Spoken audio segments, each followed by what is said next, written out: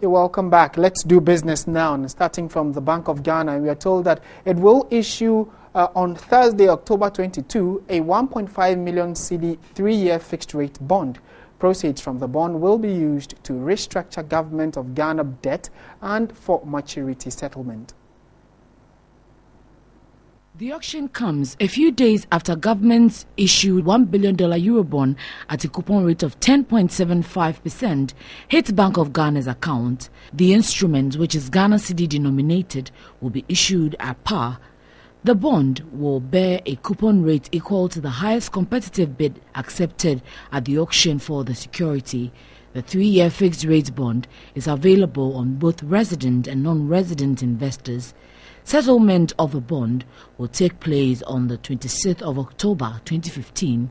The security will be listed on the Ghana Stock Exchange for secondary market trading, both at the floor of the exchange or over the counter.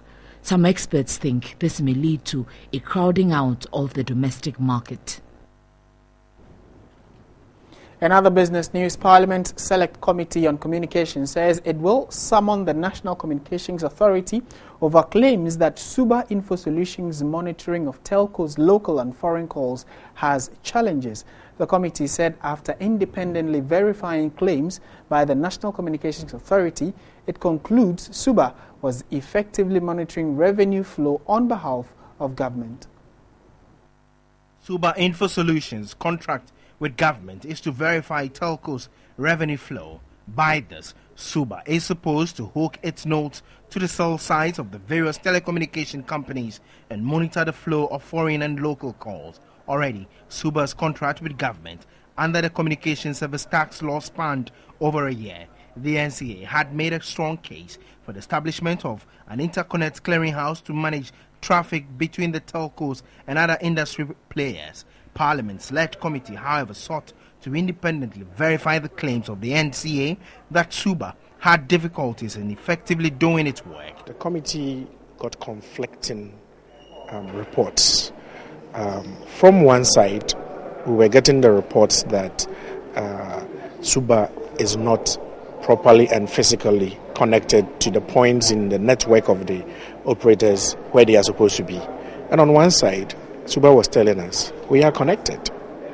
So we began wondering as to what exactly was happening. 6 telcos, Airtel, Vodafone, Glo, MTN, Tigo and Espresso had the verification platform of Suba fixed onto their system. As a committee, we have gone round to ascertain for ourselves that the infrastructure is there for them to be able to do the work. We have followed up to see for ourselves the systems, their installations that enhances their work to carry out their monitoring activities as far as government revenue is concerned. We are quite impressed. The committee thinks that yes, something is happening. While the claims by the NCA is insufficient for the select committee, the MPs say a further consultation is needed. Definitely there's going to be a meeting again with the NCA to try to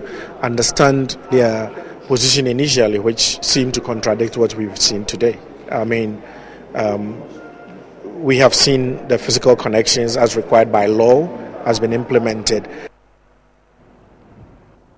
In other business news, a total of 1.9 million shares exchanged hands last week on the Ghana Stock Exchange, being 32% below the previous week's figures. Corresponding value of traded shares also went down by minus 12% to settle at 2.34 million Ghana cedis. In all, 19 out of 35 listed companies were active on the market. The market still remained unexciting with this week's activities.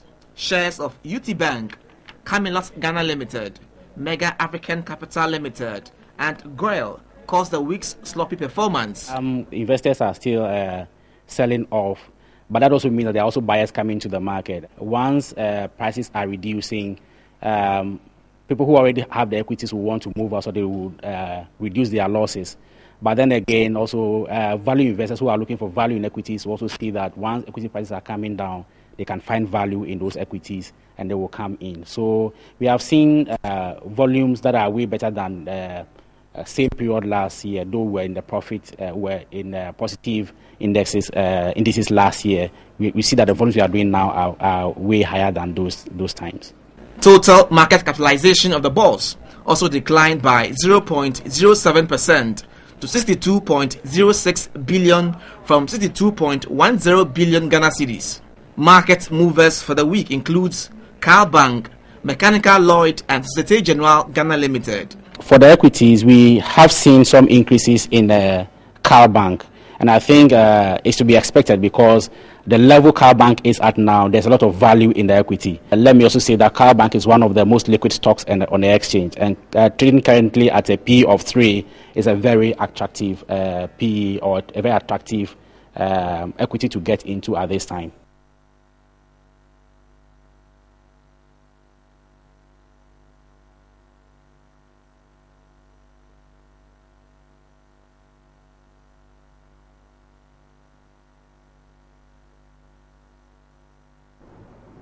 All right, we go to our earlier story that has to do with the Bank of Ghana's decision to issue a 1.5 million cedi bond on Thursday, which is October 22. Let's find out the relevance of this. We've been joined on the line by Dr. Godfred Buckby. He is the head of finance for the University of Ghana Business School. Good afternoon, sir. Thank you very much for your time.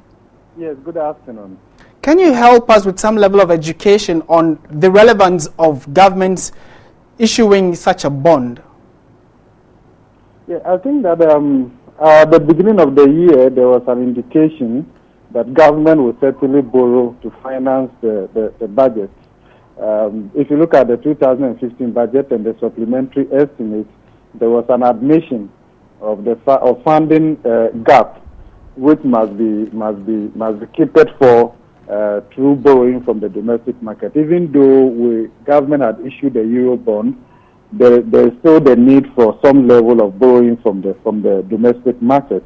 The good thing about this one is that it's also open to foreign investors, but it has implications for crowding out the private sector, as we all know, because once government participates in the domestic market, the government is much more credit-worthy than any single corporate entity, and given the fact that there isn't enough credit in the market, that has implications for the private sector.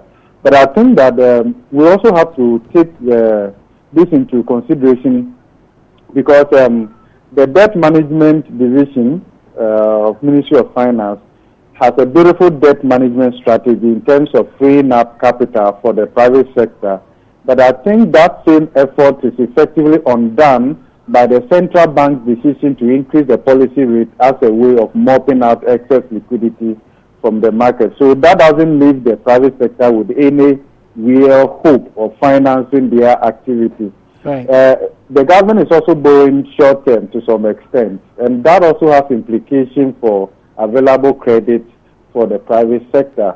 If you look at aside this, the general impression in the market is that banks don't lend for long term. The average maturity of lending in the market is for 12 months, and that type of credit does not support production. Okay. And in this country, we have to work hard to extend the maturities of lending that can actually support productive activities. Otherwise, the type of credit we have only support imports, which averagely takes about 6 months to clear. Yeah.